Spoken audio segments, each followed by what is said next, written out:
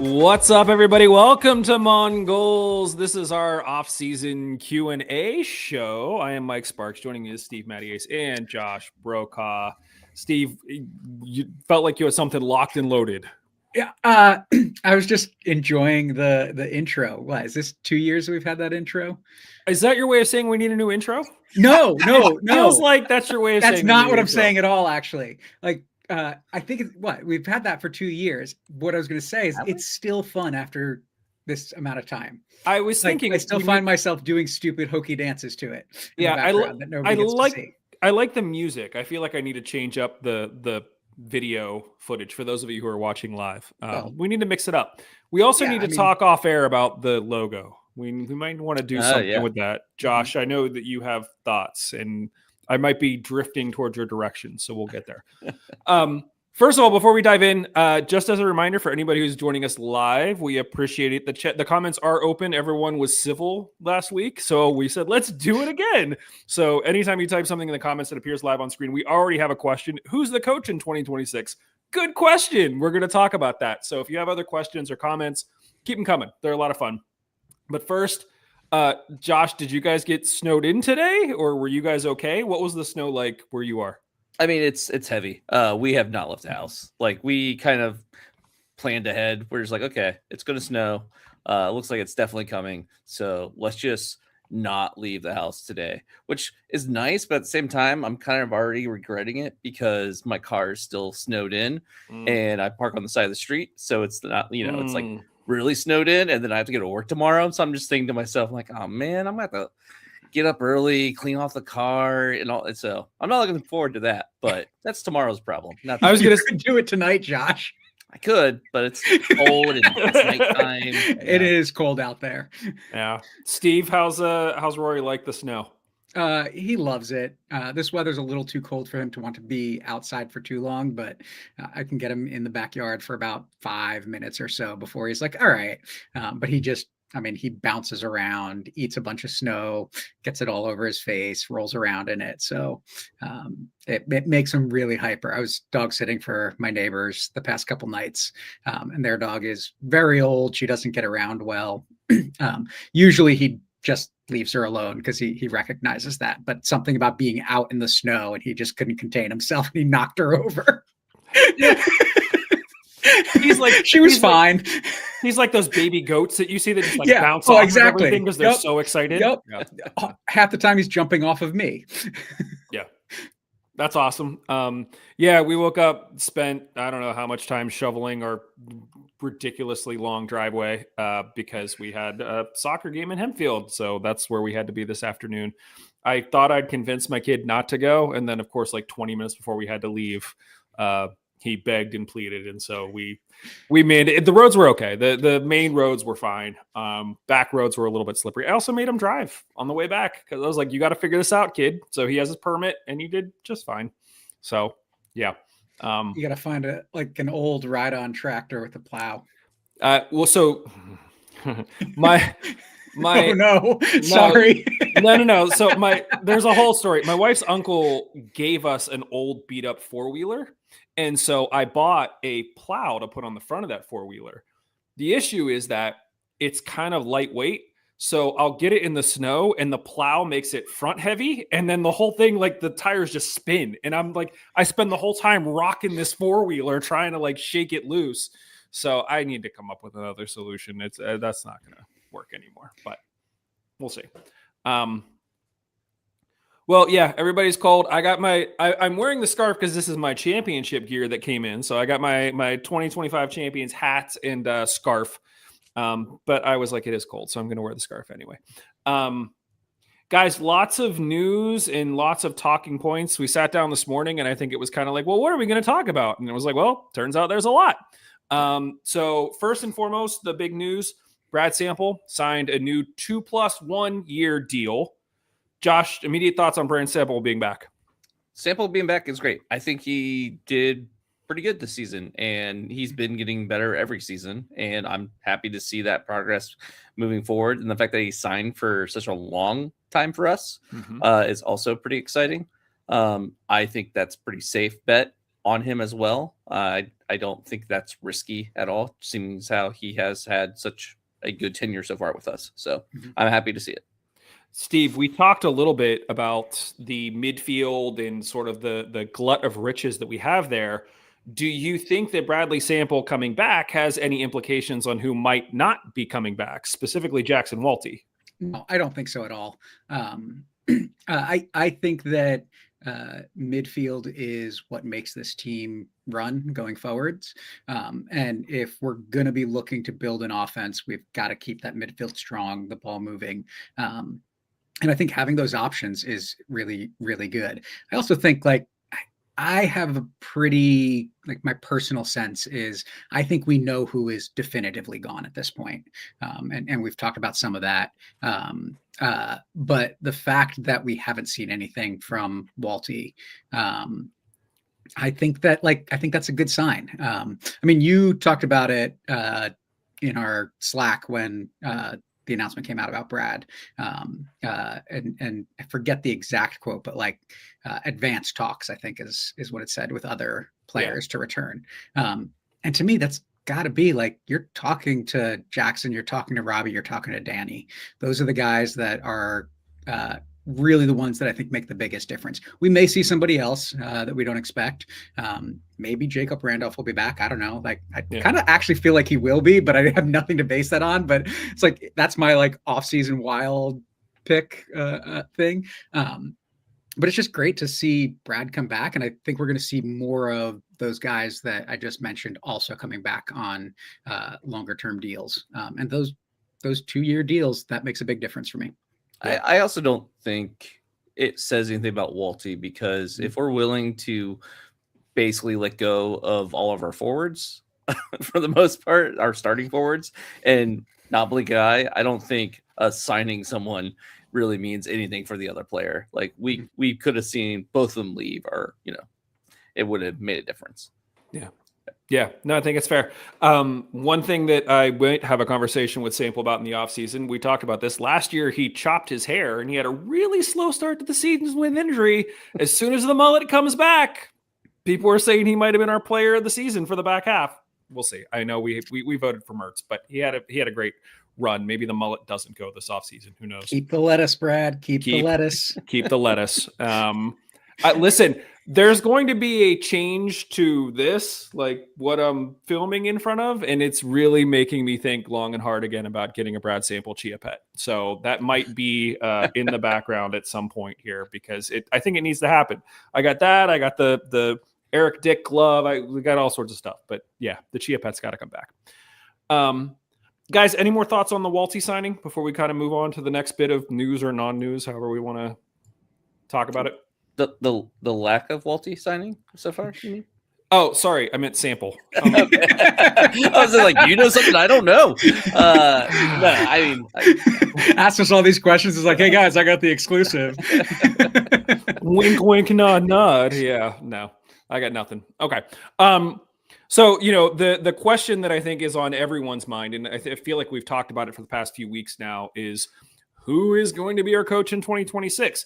To be fair, I think we were under the assumption that an announcement would have been made this past week. Mm-hmm. I even went so far as to try to set up an interview for Friday and was given we'll kind of see. And then Bradley Sample was announced on Friday, and that kind of sealed that we weren't going to hear about a coach. And they likely aren't going to make that announcement over the weekend.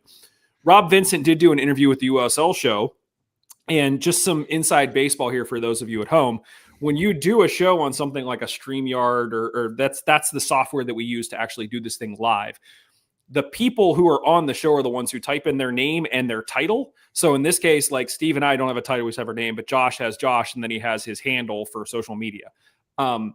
When Rob was on the USL show, he had Rob Vincent, and his title was assistant coach. Steve, should I read into that at all? Okay. No. All right. Okay. All right. Nothing has changed officially, right? He started 2 years ago as assistant coach. He took over as acting head coach, but his job was still assistant coach. Everything from the Hounds, game day reports and everything, still listed Bob as the coach, right? Bob was never fired. He was put on leave. And so there's been no change whatsoever. And so to me, it doesn't surprise me one bit. I think what does surprise me is he has to know, the team has to know. It's got to be him at this point. If they're letting him go do interviews with other media organizations, right? Like you're not letting somebody do those interviews if you're not keeping him around. And I guess I just kind of feel like, is he staying if he's not taking the head coach job? He's got to have offers elsewhere. Josh just changed his title to not head coach for those of you who are watching live. Just in case anyone was wondering. I just want to make sure. I don't want to, he's not going to break news. Like if you're putting your title in there, I don't think, Rob would be dumb enough to be like, oh, I got the job, so I'll put head coach. Like, oh, crap. Well, like, so you can't put it in there until the team announces it. So, like, that's what I was thinking. You do have the option to do nothing. And maybe Rob just didn't know that. Like, you don't have to put a title in there at all. So, I put it out there because I think a lot of people saw the interview. I thought it was a good interview. There was a number of times that it felt like he was throwing some shade, which was interesting. You'll have to go listen to kind of decipher some of that. But I don't think it means anything. And to be fair, if we wanted to talk to Rob, the Hounds would have made Rob available. We just keep waiting for an announcement because we're assuming it's him. Even if it's not him, if he's still an assistant coach, we still love talking to him. You can't, those of you on the mobile, you can see that we've talked to him a couple of times this past season alone. So one way or another, we will be talking to Rob, it feels like. We're just kind of waiting for something official. I want to follow up on that throwing shade aspect, right? Like, I think I talked about this middle of the season where people in the organization were fed up with Bob Lilly, and people dissatisfied with that were not players. I think this is just kind of the evidence of a lot of people saw what was going on, and a lot of people are willing to say, hey, I'm different. And a lot of people, not necessarily, and I'm not just talking coaches, right? Like there's people that I have had numerous conversations with over the years that are very close to the organization, embedded in the organization at one level or another, that are willing to say some things that are just like, yep, like not big fans of Bob. And sometimes it's really funny. Other times it's like, oh, snap. And so it's just like, it doesn't surprise me that he's willing to say some of those things, because I think that for me, what that does is that indicates that Bob's gone, and that makes me happy.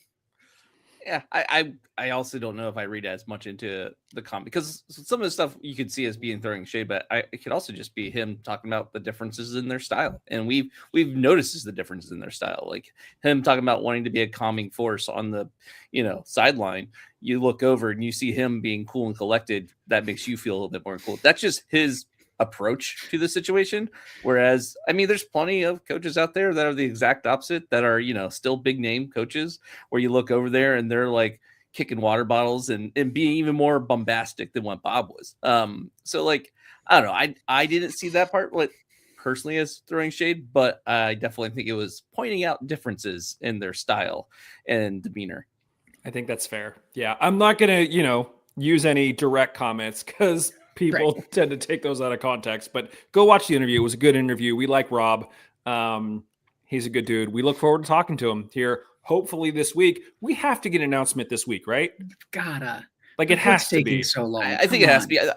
Obviously, this is the other thing that's I know in the Steel Army Discord, we've been talking about a lot, and we all assume it's already happened. They haven't announced it, but they have to know what's going on at this point. Right. And I would even assume that they knew what was going on all last week, and probably the week before. Right. I just don't know why you wait this long, unless you don't want to step on other news, like you're signing players and you're like, oh, we have to announce this player's been signed and this player's been signed. So you don't want to, have double news on one day where it's like, we signed Bradley Sample, and then an hour later, and Rob Vincent's a coach, and now the sample signing means nothing, and it feels like you're kind of trampling over your own news cycle. So that's my hope. But yeah, I can't believe they haven't done it yet. Well, and I can't imagine that Brad Sample signs a 2+1 year deal without knowing who the coach is. So he's here for 2 years plus an option, which I think is, we've talked about the length of time. To me, that feels right for Brad Sample. He's now had 2 years with the organization. We've seen him in a couple different roles. He can thrive in a couple of different places. That feels good to me.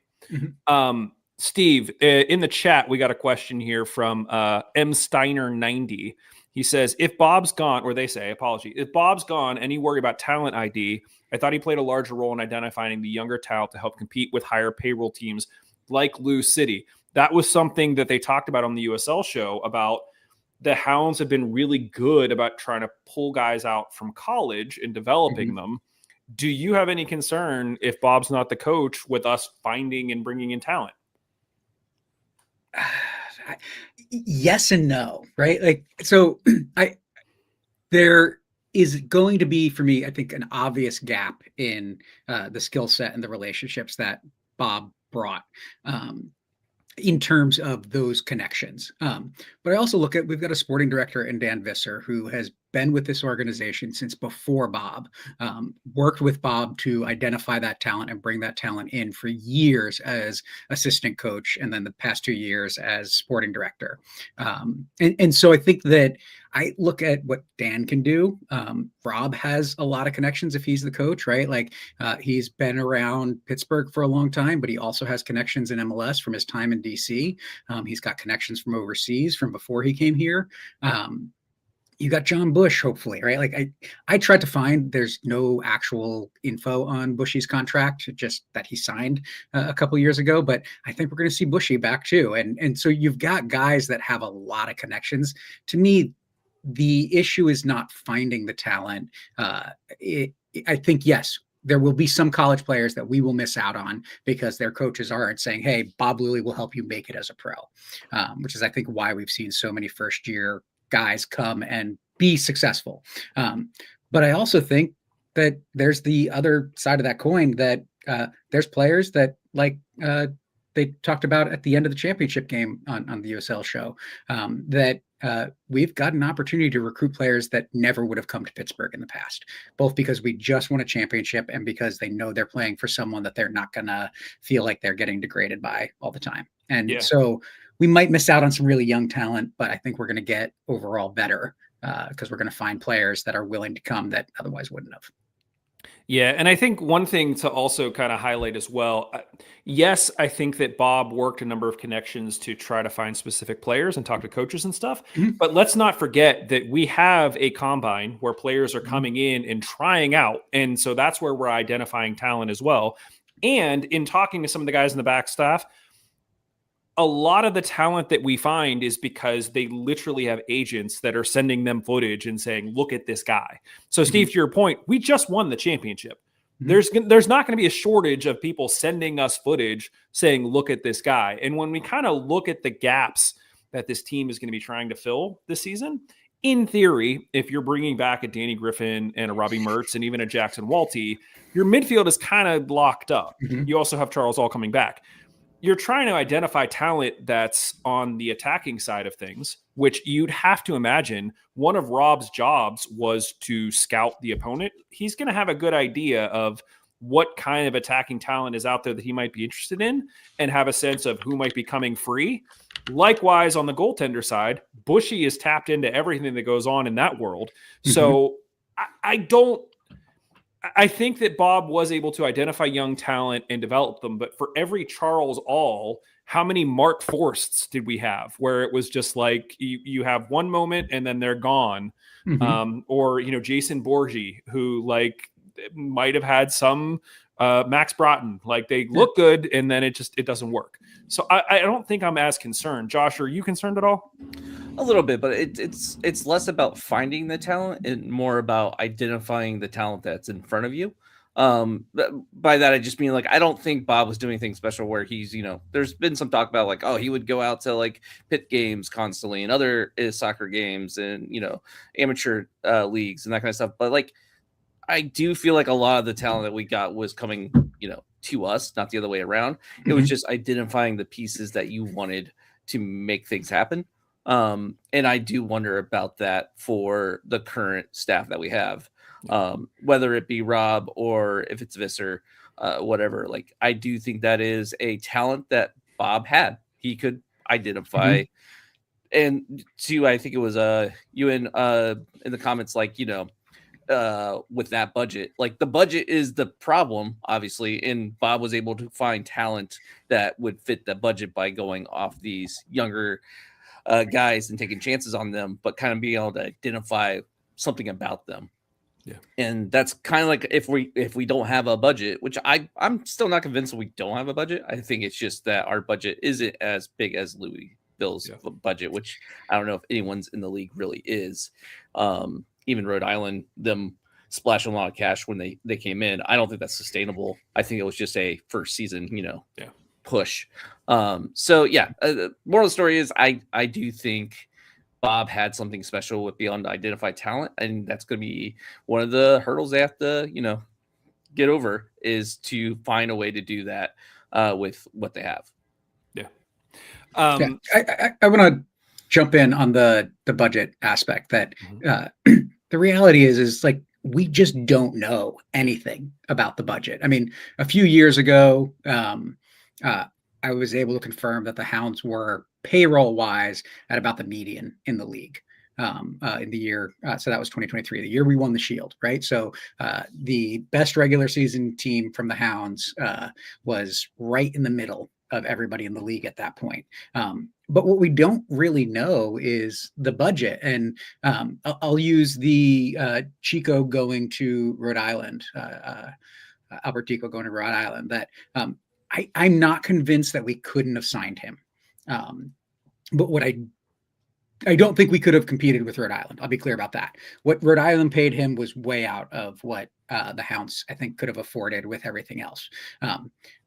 But they were able to scoop in and get him after things with the Hounds had already been resolved. And Indy was talking to him. And Indy's offer, from everything I've been able to figure out, was not that much better than the Hounds. But Bob Lilly put a price tag and said, I won't negotiate beyond this, right? And so it's not that he couldn't negotiate beyond this. He said, this is what I think you're worth, and I'm not going to get into a bidding war. And so I think that there's this aspect of, is it that the money is not there, or is it that Bob Lilly was someone who was making decisions and said, this is what I think you're worth, and I'm not going to try to nickel and dime and whatnot. And so take it or leave it, because that's part of the personality of Bob Lilly, of having control, right? Like if you don't like my offer, I'll replace you.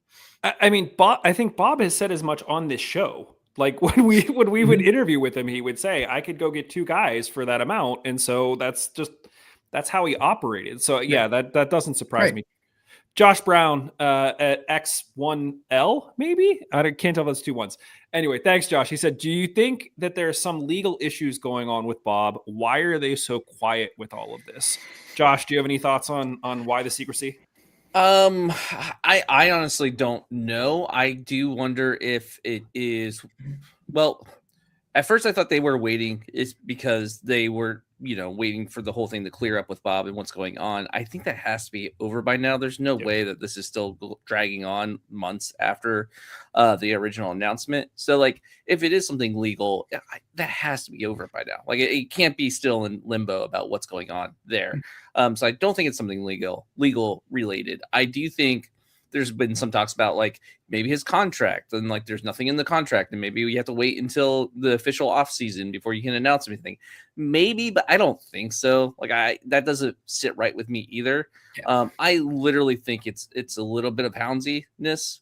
Just they take forever to announce stuff. Like they're getting their ducks in a row. They have a bunch of stuff on their plate, and they just haven't made the announcement yet. Doesn't mean they haven't figured it out yet. It just means, media and, us fans are the last to know about a lot of it because they're just not ready with that part of it yet.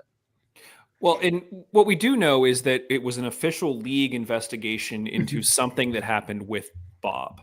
And so just from a purely marketing standpoint, you don't want to take a team that literally just won the championship and are riding this high and all of a sudden be really forthcoming of like, our former coach did this thing that kind of sucks. Like put you in the news for something else that's wrong. So I know, right. Steve, we had kind of theorized, we knew that Bob's contract was going to be up at the end of the season. Mm-hmm. Do you just wait until the contract runs out and then the team can just say, we don't talk about prior employees or whatever. Right. And then you don't have to yes. And you don't talk about Bob, you talk about the new coach, right? Do I want to know what things are? Yes, I want that announcement. Is the team going to do that? No, they're not going to focus on that. They're going to focus on, hey, we thank Bob Lilly for his service over the past 8 years. He built this team, blah, blah, blah, blah. We wish him well in his future endeavors. The league says whatever they want to say about Bob, which will be nothing as well. And the Hounds focus on, and we have hired the person that is going to do this for us, right? Like if it's Rob, we have hired the guy that was on the sidelines leading this team through the playoffs to this championship run.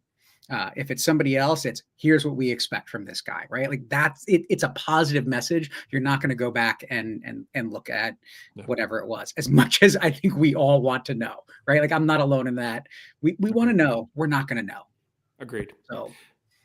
Got to put up this comment here from Mark Meat 691. Sorry, only been following Riverhounds for the last season. Not always been the easiest here in Scotland. Glad I found you guys to cover everything. Thank you, Mark. We appreciate the support. You are welcome to join anytime and share your thoughts in the comments. I'm glad you pulled that one up, Mike, because I saw that one. I was like, we gotta. Make sure Mark knows that we appreciate that. So, so Mark, if you ever make it to Pittsburgh and come to a game, find me, find Josh. Beer on me. I can't speak for Josh, but I'm sure he'll do something. Sure, why not?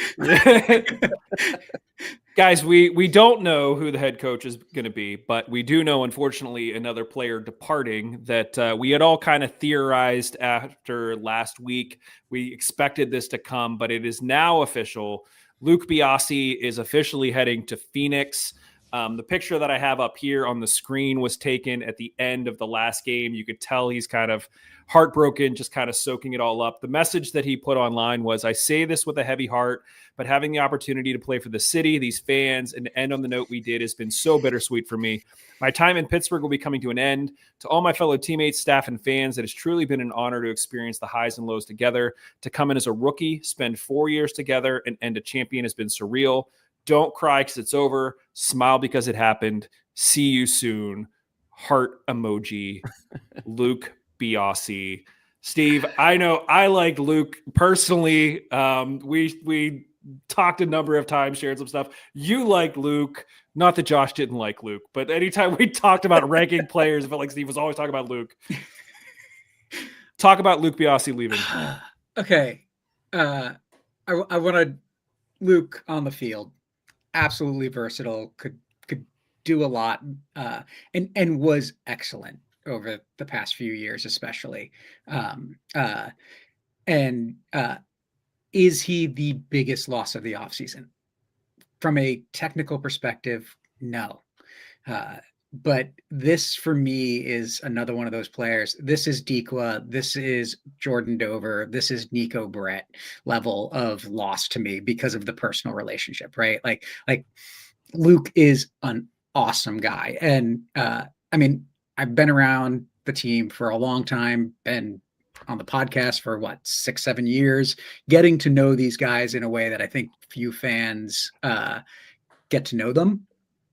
Doing those interviews with them at times, right? Like, and then talking to them in ways that, like, yes, fans get to know them, but like they know who we are. And so having those conversations, it's like, I mean, Junior at the end of the conference championship, like coming up and talking to me about things, right? Like, Luke is one of those guys that like would always make it a point to like recognize me, not just as a fan, but as someone that he knew.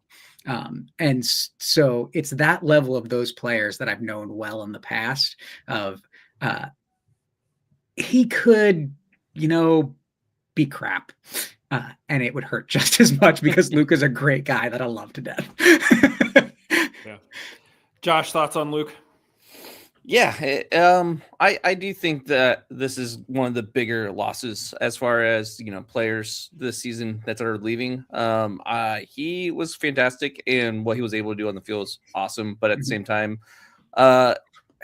he also just brought like a different, like that enforcer vibe to the team, and able to get those scrappy, fouls, those yellows. Was always fun to watch for me, at least. I was always, wanting him to be the next Danny Earls for us. Yep. Didn't quite get to that level, but he definitely was not afraid to put his body on the line and to slide in, which was great. So he's going to be hard to replace, I feel like. But, every player I kind of feel like is a big loss with this team, especially because of what got achieved. So it's hard to imagine what we're gonna get to replace his talent, but at the same time, we've seen it happen in the past. So I'm not too worried, but I am sad. Yeah, and this is where I will give a plug to Houndsy. If you don't listen to the Houndsy podcast, go check them out. Dan Yost and Ariana and Peter and crew on their most recent episode, they brought up the valid point of mid-season, we weren't thinking this team was even making the playoffs. So while it hurts that we're losing some of these guys, especially guys who've been around a long time who feel so monumental to what this team was able to accomplish, there's still a lot of improvement to be made for this team to continue to sustain and be really good moving forward. So you're going to have people leave. And if we had said that, maybe you have to lose Eric Dick or Biasi or Suber mid-season to maybe be able to bring in some other talent in a couple of other places, I'm not sure we all would have been like, well, that's the worst thing ever. We probably wouldn't have liked it. Mike. Well, we wouldn't have liked it. Look, there were moments where Dick lost the starting spot and keeper. And we were like, well, what's going on here? So like those guys, I'm trying to make a case for there's going to be turnover, and turnover isn't the worst thing in the world if you want to keep, developing and evolving with the league. So I'm definitely going to miss Luke. I'm going to miss Sean. I'm going to miss Eric. I'm going to miss all those guys. I'm sad that they are gone, but we've lost other key players like that in big positions in the past and been like, Joe Greenspan, what is happening? Arturo Ordonez, what is and like we kind of find talent and we keep going. And so before Steve's head explodes, Josh, do you have any other final thoughts on that? No, you're right though. Like this team was an enigma because of the season that we had versus the playoffs that we had. Yeah. So it is true, but I would say that throughout all of that, I don't think any of us were like, man, Luke needs to go. Or not even needs to go. It's just like not performing. I feel like Luke was always a bright spot in this team. Agreed. Yeah. We appreciate all the comments and questions. Keep them coming. We will circle back to some. I know there's a few other things that I wanted to touch on first, and if we have time, we will get to them. So thank you, everybody who is contributing live. Guys, one other thing. I got a couple things. The Eastern Conference has been announced. So for those of you who did not know, we basically are in a conference with 13 teams into next year. A lot of familiar faces. You got Birmingham, Charleston Battery, Detroit, Hartford, Indy, Loudoun, Louisville, Miami, Rhode Island, the Rowdies, but two newcomers. We've got Brooklyn FC and we have Sporting Jacksonville in Florida. So we now have 3 teams in Florida, which, I guess it's a big state. And there's going to be a team in Brooklyn that we're going to be playing. So Steve, your thoughts on the 2 new additions and just sort of how the Eastern Conference is shaking out? Love the colors for Jacksonville. Know nothing about them. A actual USL team in New York excites me. This is fun to me, right? Like growing up 80 miles north of New York City, following New York sports teams my entire life, trying to follow the Red Bulls / Metro Stars, but not really. Like there was no way to watch it back then, right?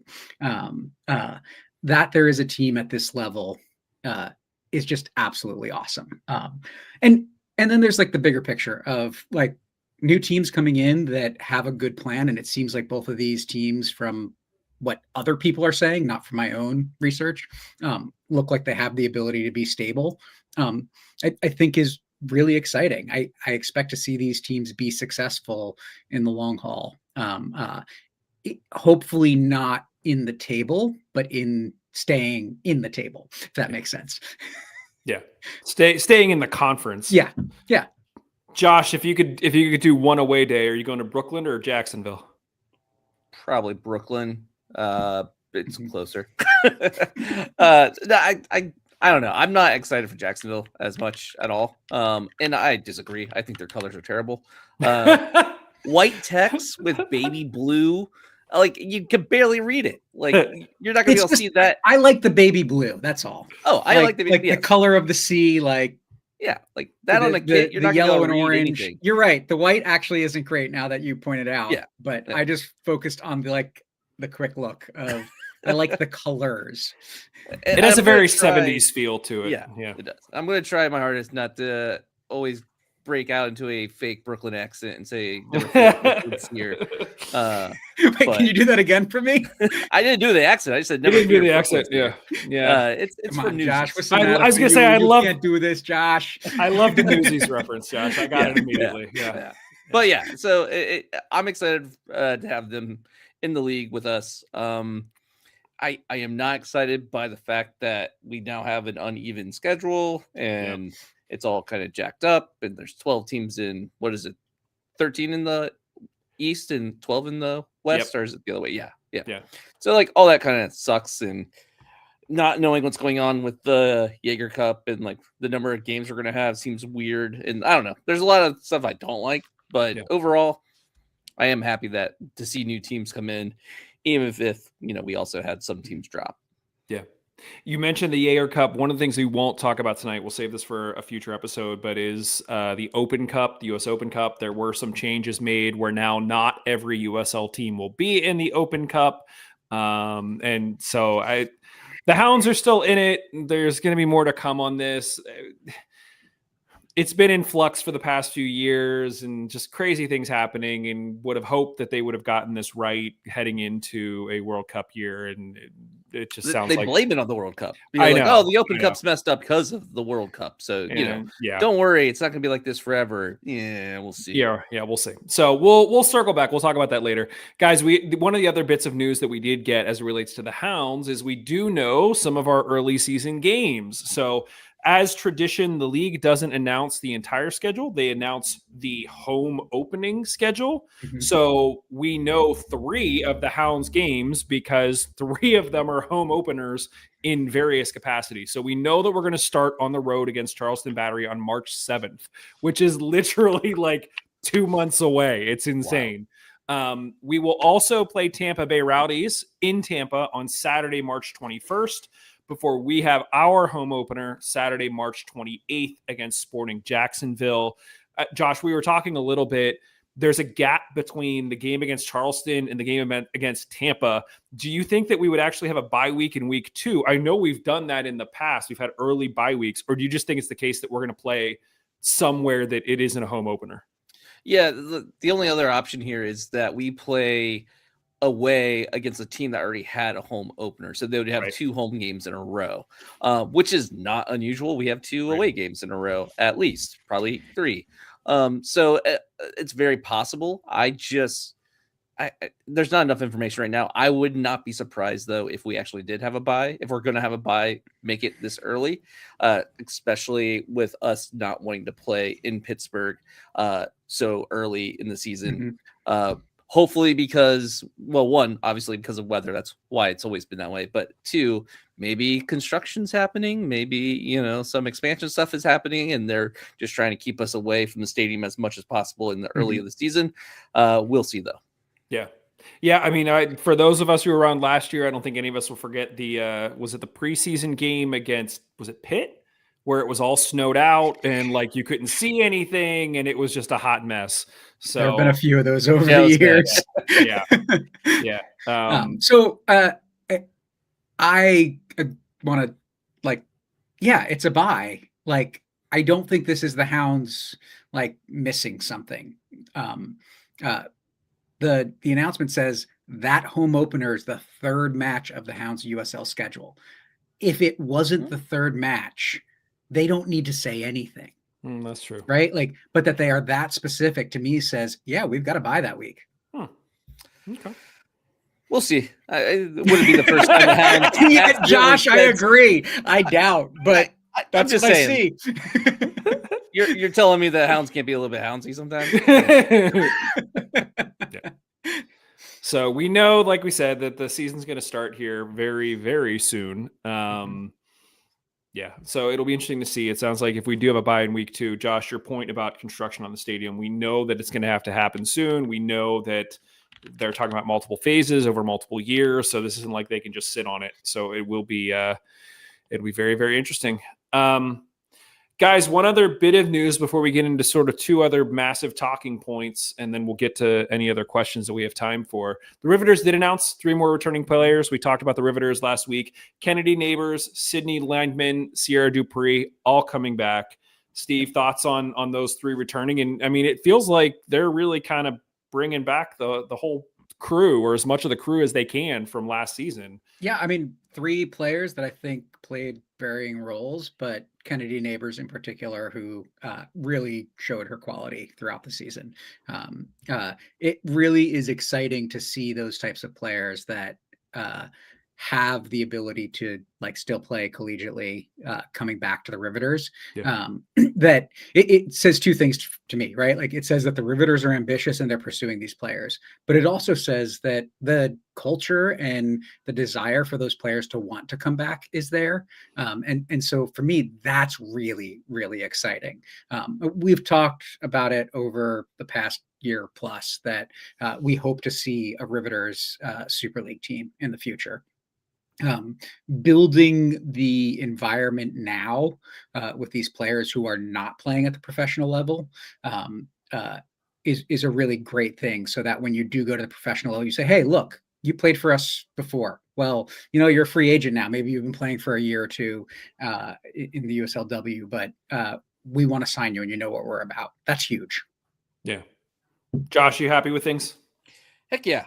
This is, I think, to your second point, Steve, about them wanting to come back because this is the place to be, is what I feel like this is mostly. Like comparing what the atmosphere that Highmark had for the Riveters to other teams in this league is, I don't think it's night and day. Like it was completely on a different level. And if you're playing semi-pro, if you're playing, amateur still, like that's the dream to play in front of that type of crowd. So like, I'm not surprised that all these players are coming back. And this just makes me even more bullish on like what this team can achieve this coming season. Like, I know we were super hyped and the, coaching staff and everyone from the front office got super hyped for last season. And we were expecting like, them to walk on water pretty much all last season. And it didn't quite happen that way. They were great, but they weren't as great as we thought they could be.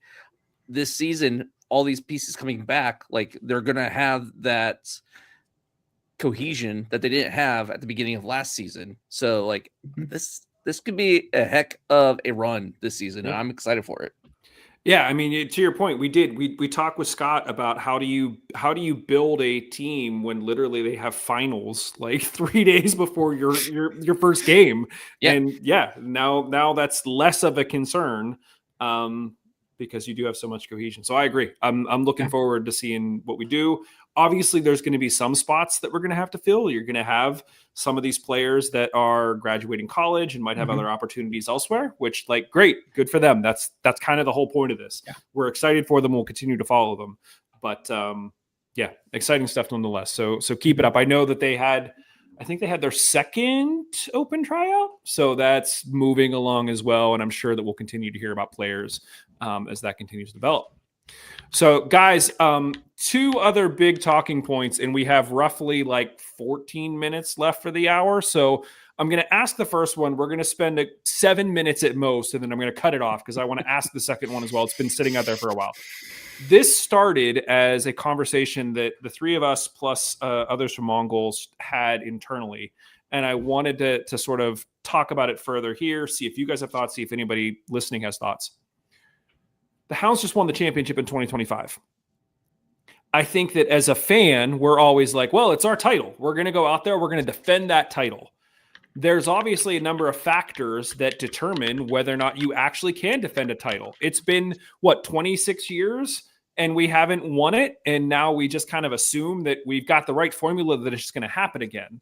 So my question is, do we realistically think that the Hounds are going to mount a title defense in 2026? Do we think we're going to come out and be the top team? I shouldn't even say come out and be the top team in the East, because I think being the top team in the East is a different argument than win the title again. But Josh, realistically, do you think that the goal for this organization is to mount a title defense next year? No. And I'm okay with that. I do think obviously you want to go out there and you want to put out the best team possible and do as great as possible. That's obvious, but at the same time, you are having a coaching situation change. We don't know where that's at. You have all these players that are cycling out. Also because probably the coaching situation is up in the air, or at least it was when they were originally looking for, where to go next.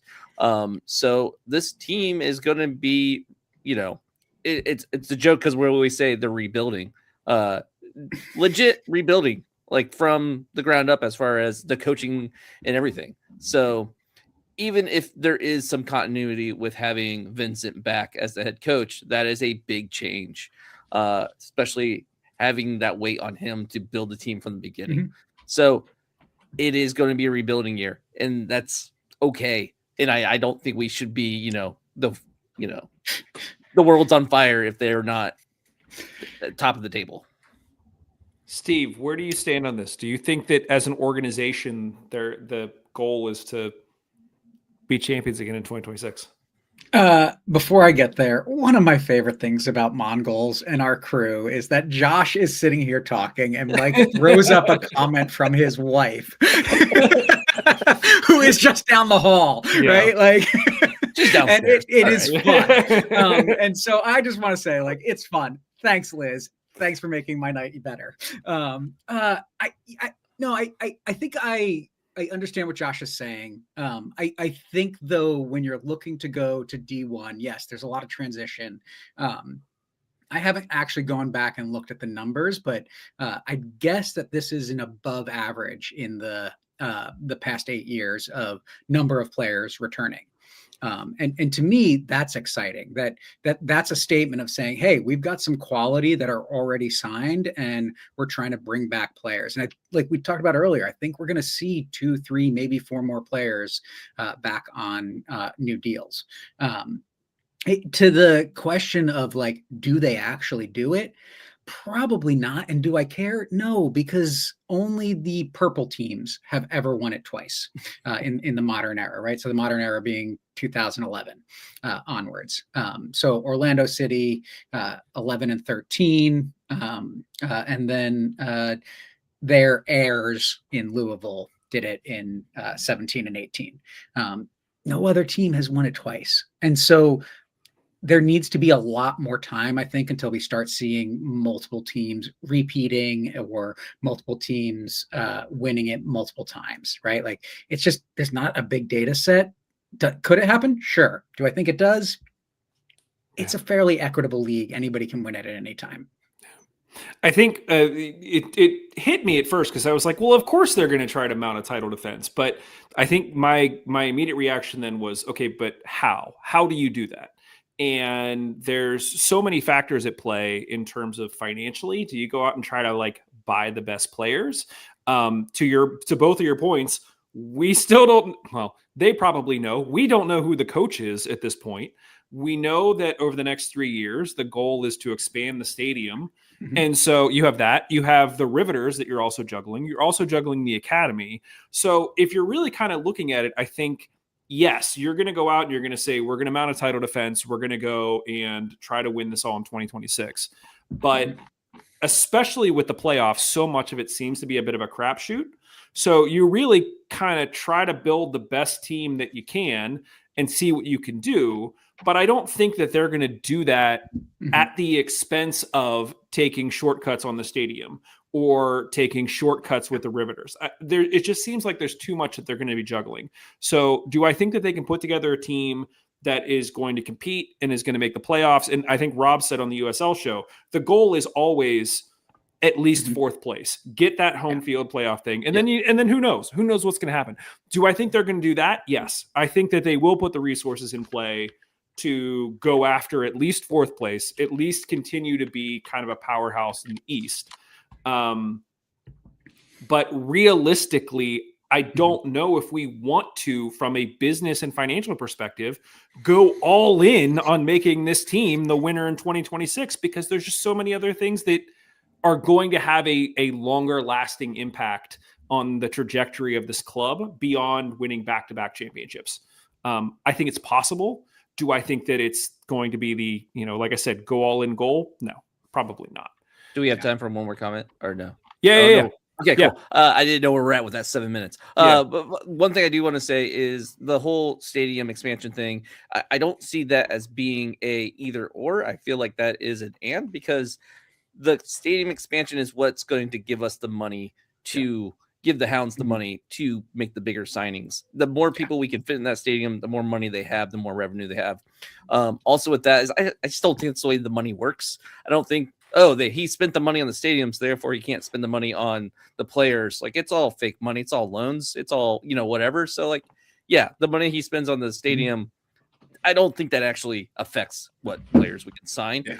I do think the sooner that happens, the better. And then the last point is, if you're looking to get to Division I, you need to have that stadium in place and all that kind of stuff in place to do it. And we've seen with, North Carolina basically bowing out right now, and they plan on just coming back in D1. These next couple of years, as far as where you're at in the standings, that's not going to affect if you get D1. Yeah. You need to set yourself up to be successful once you are in D1. Mm-hmm. So I'm not going to be surprised if the next couple seasons we don't see the product being where we want it to be. I do hope it is competitive, but I just don't think I'm willing to have short-term success in D2 when we could have long-term success in D1. Yeah. And that's okay. I've said it for a long time, right? Like shut up or put up, right? Like, don't tell me you're going to win a championship. And somehow we won a championship this year, right? But I'm okay with that if the messaging is, no, we need to focus on the sustainability of the organization. And everything I've seen from the organization is focusing on stability and sustainability. I've not liked that they've talked about winning a championship, but hey, they won it. So who am I to argue? Well, and to your point about sustainability, Jeff Garner was brought in and he's absolutely crushing it. This was a team that, like we said, wasn't really making the playoffs, and they were still selling out. And from or selling at Highmark, I should say, I should be more specific. From a financially stable standpoint, if you can still do that, then what is the incentive to then spend even more money on the players if you can still fill those seats? So there's a lot of conversations. I want to talk to Jeff this offseason too. I keep looking at the calendar, and it's like, when we got to do this. We got to do it. We got to talk to Jeff. So yeah, Tony Rivera in the chat said, based on what Tuffy said at the rally, the stadium is the focus. I think the Hounds will stay competitive, but may not make another championship run until then. Thank you, Tony, for that comment. Guys, I'll disagree because anybody can win it. Yeah. That's fair. There is some conversation in the chat. I'm going to save this for a future episode because there is a question that I do want to ask you guys, specifically about, are we concerned about a strike this season?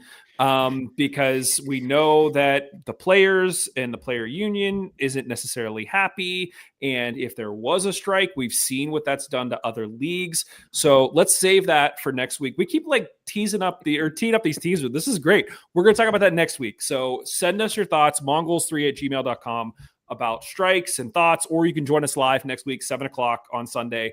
We will talk about that then. Guys, one of the questions that has been hanging out there, this is from Adam, who sent this into us.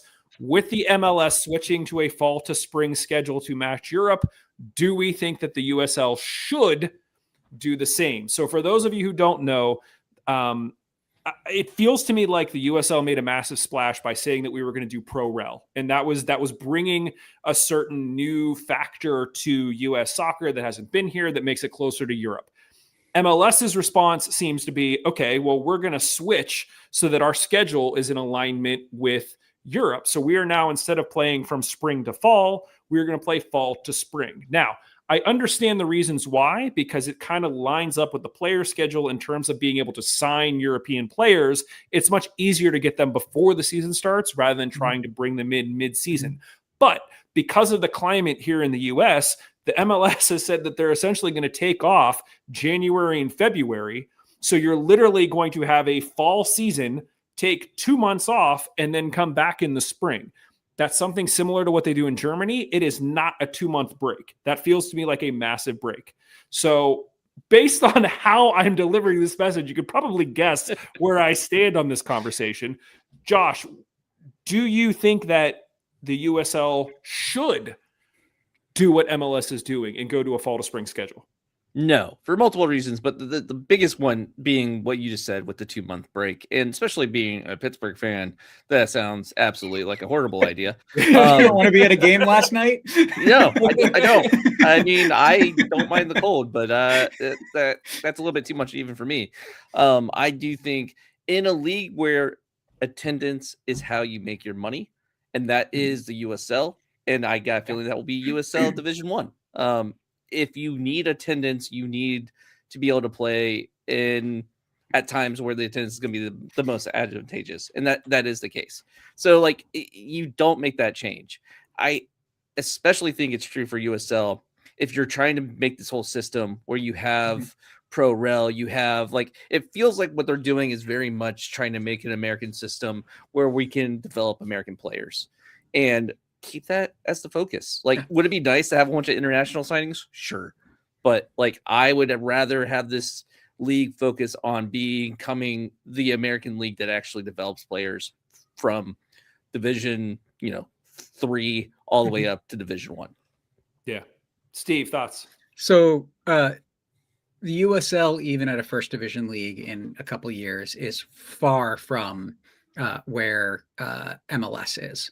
And I think that's really important, right? Like MLS is making this decision because I think Josh points out, like trying to get players in MLS that are American players to have better opportunities long-term from US soccer. But also it's like, there's rumors that Timo Werner is going to be signing in MLS, right? Like that's the level of player. He is not at the end of his career. He's a good player that has played in the Premier League and in Germany and been impactful, and MLS is trying to sign. It makes it a lot easier for MLS teams to find players like that. The USL is not that level. And so Tony Rivera in the chat said, Ian said it. Tony's was good. I think the USL should wait and see. I was reading both of them and I got mixed up who was going to go who. So I'll go to Tony first. Yes, I think the USL should wait and see what happens to MLS. But Ian Matusa's comment, why does the Super League do it then? Because the Super League is trying to actually knock NWSL off being the top women's league in the US. The USL Championship Premier is nowhere close to doing that to MLS, so don't do it. Yeah. Do you think that should be the goal, though, of USL Division 1? No, I don't. And knock MLS off? No. Like now? No. In 30 years? Maybe. Dang, I'll be an old man. We'll all be old men. Let somebody else have that conversation. Listen, I like your grandkids can have that on the pod. Seriously. I can't imagine this being a legacy thing that I pass down to my kids. That'd be insane. Generational we won't do that. Yeah. You could scroll through and see the comment from my middle son earlier in this episode to understand that would be a bad idea. But anyway, train of thought. Oh no, I tend to think so. There's a lot of things that we've talked about, even down to, do you call it the Riverhounds Soccer Club or do you call it the Riverhounds Football Club? I think that there are some pieces to this that you do want to take away from the European game. And I think that there are some pieces to this that you want to keep uniquely American. We've talked about, I've been a proponent of doing away with playoffs, and everyone has said, no, like the playoffs are an American thing. You cannot have a league without playoffs. Okay, fine. So we keep the playoffs.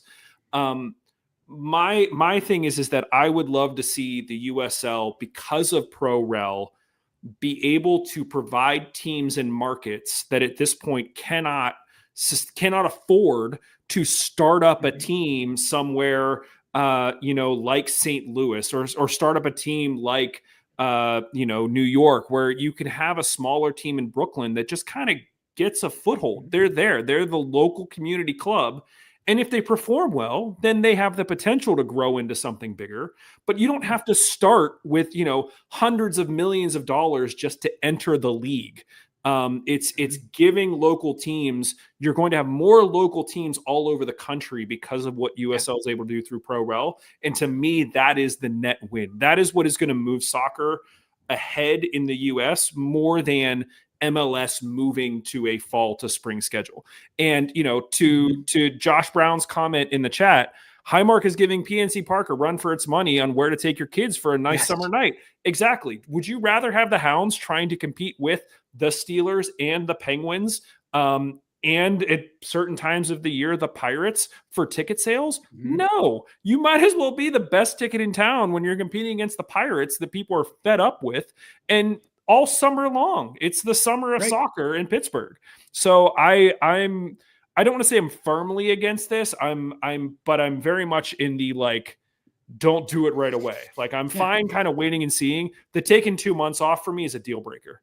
That's two different seasons. Teams get cold. You don't know, it's not worth it to me. So if you're taking off two months, I'm out. I don't want anything to do with it. So, I talked about how I'm excited for Brooklyn, right? I'm even more excited now that we're having this conversation because it's like Brooklyn is the team that's playing over the summer in New York. Right. Yeah, exactly. NYCFC, Red Bulls, they're not playing at that time. So you're competing with baseball, and baseball is good in New York, right? You're competing with New York. You're competing with other things, but you're not competing with other higher tier soccer teams. So go have fun. Bring those fans in. Yeah. Liz just said, but the Pirates gave a soccer kit next year. Obviously, they're super cool. You mean a rip-off soccer kit? That's a whole nother conversation for another time. But yes, if you did not see it, Josh, did you find it? Was it a leak of what the Pirates are doing, or you shared it with us? They just made the announcement, here's what we're doing promotion-wise next season, and that was just one of them. Or this, I don't know. Yeah, you know what I'm saying. But yeah, that was one of it, and obviously it is completely the same pretty much design as what the Hounds had. Do they know they ripped them off the Hounds? I have my doubts. I think they're just that oblivious to what the Hounds did. But the fact that they're both Asian and they both have the city of Pittsburgh map, and it's just this is too much of a ripoff. They have to change that, or but theirs shows the North Hills better than the Hounds does. Okay. So it's a different, Okay. Guys, we talked about a lot. We've passed the hour mark. Do either of you have any kind of closing thoughts on this one? No. I can't believe that 2 months. Really? That's it? No, Mike's timekeeping is bad. Okay. Middle of December. We've got the rest of December, all of January, all of February, the beginning of March. Okay. It's almost 3 months. But we also have preseason games. Yes. We start having preseason games, which that is soon. Yeah. It's wild to think it's that soon. Yeah. Well, this is also why we're what happens when you win the championship. What? You got to. We're gonna have a combine, and we're gonna have a preseason training weeks, and then we're gonna have actual preseason games, which are gonna have to be in February. So we're a month and a half. So I do have something else, right? That's the thing that is wild. Is it's we've been accustomed to. We start seeing video and photos this week of combine stuff. They haven't had the chance to do that yet. Is that not happening until after Christmas? Are they not doing it?